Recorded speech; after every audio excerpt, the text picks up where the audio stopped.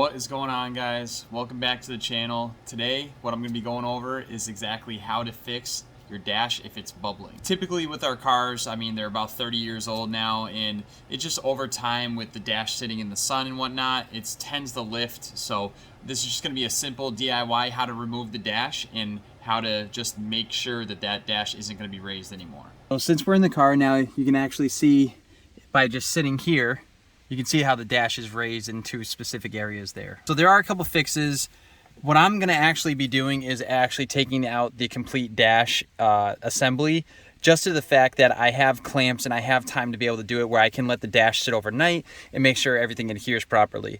But if you're kind of in a pinch and you don't really like either one have the know-how to actually pull the dash off and you want to do something a little bit simpler, all you need is some pool noodles. So a simple way that you could actually do it is by using the goop adhesive, and after removing these air ducts here, you could actually try to adhere the piece that has peeled up to the piece that's stable.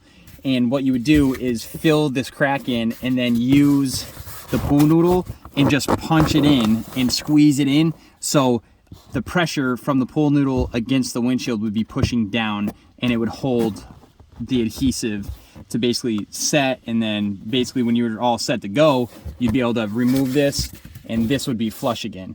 The issue is with this method is, yes, it does work, but it's gonna definitely be messy, just due to the fact that to get the goop on the inside here and then be able to press it down, it's gonna squeeze out. It might get into your air vents, it might not. Again, there's been a few write-ups where people have done this and it's worked perfectly for them, but for me, it's not gonna happen. So I'm gonna go show you guys step by step of actually removing the dash and then using the adhesive so we can actually clamp these down, get it nice and good, and then we'll throw it back in. To get the dash off, what you're gonna have to do is a few steps. So if you have a stock steering wheel, it's gonna be tough. I have done it. I've done it in the daily once, and I've done it in the drift car once. The daily, due to the fact that how I had to wire all this up, and then for the drift car, I had to delete the AC airbox, the heater core, and all that. So with that being said, if you have a stock steering wheel, you can do it. It's just going to be a pain. If you have a quick release, it's super simple. You're just going to want to remove the steering wheel. After you remove the steering wheel, now you're going to want to go over to your vents and you're going to pull these out. It's very simple. All you have to do is, typically I grab this first little lip here, and you're just going to pull and it pops right out. Okay. So as you can see, this bolt right here is where the dash attaches to. This is your AC air duct here. You are going to have to unbolt that, and there's a little 10mm right there, and you're going to do that on both sides, the passenger side and the driver's side. And now what I'm going to start doing is working on the radio bezel itself. So you're going to have a screw here, a screw here, you're going to have some screws here, and then there's going to be a couple more down in here, and then there's going to be screws that attach these two pieces together.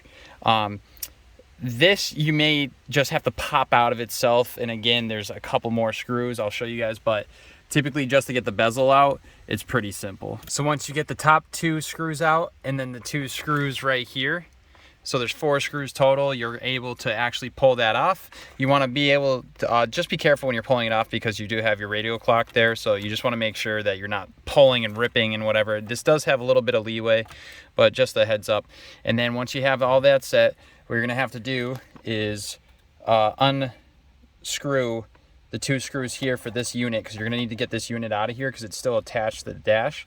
And then also, again, the 2 screws down here, because these 2 screws are holding the center console to the dash also. These screws taken off, these screws taken off, and these screws taken off, you're going to be able to pull out your radio. You just want to make sure you're not pulling on anything crazy, make sure that the harness is okay.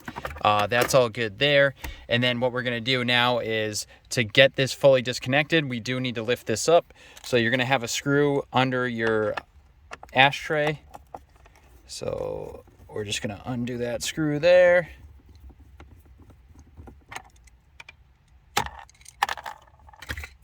And then what you can do is actually lift this up. And as you lift this up, that's all you're going to really need, just to the fact that you're going to have to undo that screw and that screw right there. That'll officially unattach the interior pieces here to the dash. Now working on the glove box, when we're going down low here, we're gonna have to take off this panel right here, this little kick panel, because it's gonna be hiding some screws that we're gonna need to be able to remove the actual glove box itself. And once we have that little panel off, you can see that we have a couple screws here. So there, there, there, and there. And we're gonna have to take those out. And as you can see, I have the glove box kind of tilted because all I did was I kind of popped it out of this corner right here. And then after popping it out of that corner, you have this little bracket here. And all you're gonna have to do is remove this Phillips head screw, and this little bracket is gonna pop off the actual glove box, and you should be good to go there. And now every time that I've ever done this, I always remove these screws here, removing these actual trim pieces from this, just because it's gonna help you shimmy this out either of your passenger side or driver's side, whichever way you're gonna pull it out, just without hitting everything, because it's gonna take up less space. Once you have the trim off, and then you have the bracket for the glove box off, you're gonna go around, and again, then you're gonna take this interior piece off. It is connected to the center console, so there's another screw that's down there, but you're gonna do that.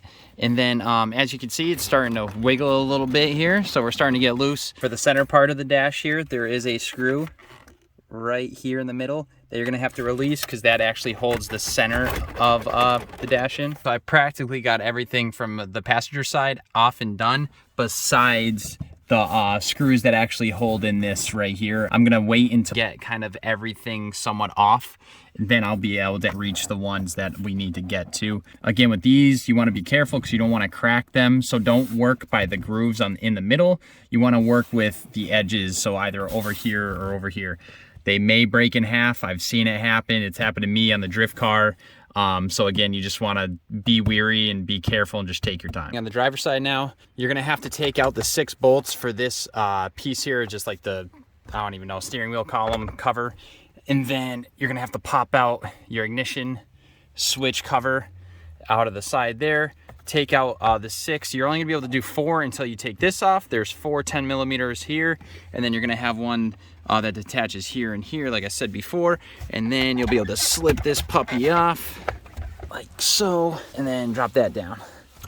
Okay, so once you do those 4, you're gonna be able to get the last 2 Phillips head screws here, and then you'll be able to take the column off, and then you're gonna have to go around and again be able to remove this trim here, which I'm pretty sure I can. So there goes the trim.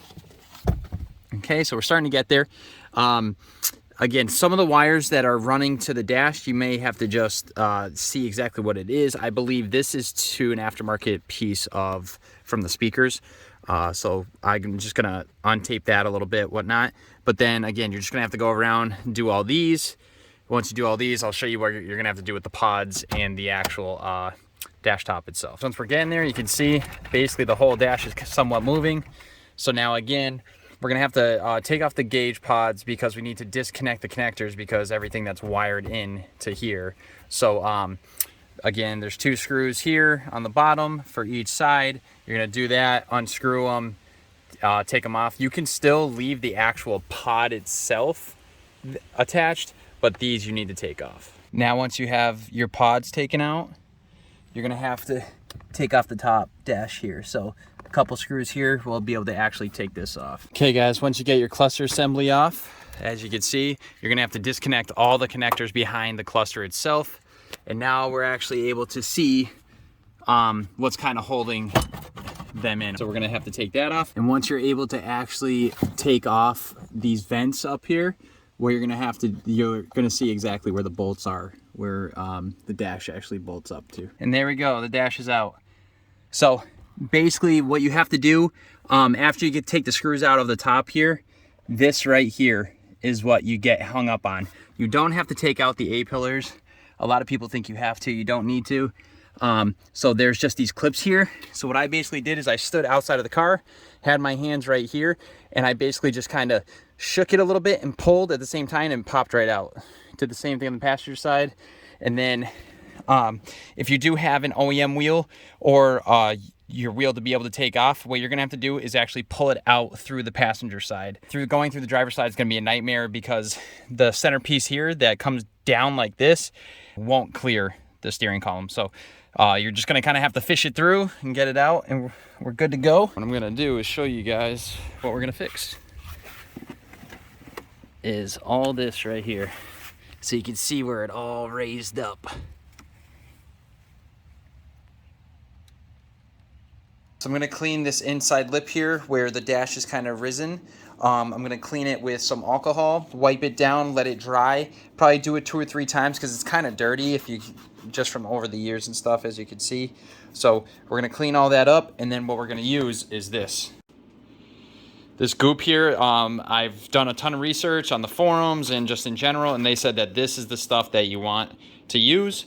So that's what we're gonna do. We're gonna use that. We're gonna fill all this up. Then what we're gonna do is use some clamps with some 2x4s, or obviously just something with a straight edge so you can hold it to where it's gonna be able to be flat. So we're just gonna put like a 2x4 covering this entire area here. Use those clamps, clamp it all down in the specific spots, let it sit overnight, and then you should be good to go. All right, so I got the rubbing alcohol on my rag here, and all I did was just kind of stuff the rag in there and just clean it all up. So I did it like 2 or 3 times, as you can see. Got a good amount of dirt on there. So just cleaning that up, letting it dry now. Okay, what I did is I turned the dash a little bit, so I was filling it from the top down. As you can see, I put a ton of it in there. So now what I'm gonna do is put that 2x4, put some clamps down there and clamp it down. And you just wanna make sure that you clean up all the excess when it gets pushed out, just because you don't want it to be literally all over your dash, because it is super tacky and it dries, it's actually dries pretty fast. I got some of my fingers, so we're gonna get into that right now. Okay guys, once you have your setup of how you want it or whatnot, I had to kind of jimmy this up just a bit, just because I didn't have a long enough 2x4, and then also the clamps wise I kind of ran out of them. So but as you can see, we push it all out, so now you're seeing some seepage and whatnot. So all you're gonna do is just grab like a paper towel and you're just gonna clean it all up. You can actually kind of just grab it and it kind of breaks off. If the air is hitting it, it kind of dries pretty fast. So I was kind of rushing around to get all this done. But yeah, just gonna clean up all this excess here and then let it sit overnight, and we'll see how she turns out. It's all back in, all said and done, and it looks pretty good. So it looks way better than what it did. I do have like a little pocket right here where I think either excess glue got into, or I just didn't apply enough pressure right there. But besides that, it's pretty good, man. Like, again, it's not raised up like to how it used to be. I gotta just kind of clean everything up now, but yeah, looks good. Well, with that being said, and since the dash is all fixed, I have a new video coming up soon, and it's got something to do with this area. So another look at the dash 24 hours after installation. Everything sat down pretty good, and it's all flush. So pumped about it. Okay guys, so now that it's been 24 hours after the actual dash is installed, it looks phenomenal. It does not look 30 years old anymore. That bubble's gone. I'm super excited about it. I do have some footage coming up, a little bit more of interior work that you guys are going to be super pumped about. So give me a couple days, I'll be able to upload that for you guys. And with that being said, if you guys have not subscribed to the channel, make sure you subscribe to the channel. Hit that button there. Leave a comment, even if it's a 1, 2, or 3 or whatever. It just helps overall get that algorithm so you guys can catch my videos more. And if you are looking for any additional videos, just choose one of the links here. Till the next time, I'll see you guys later. Peace.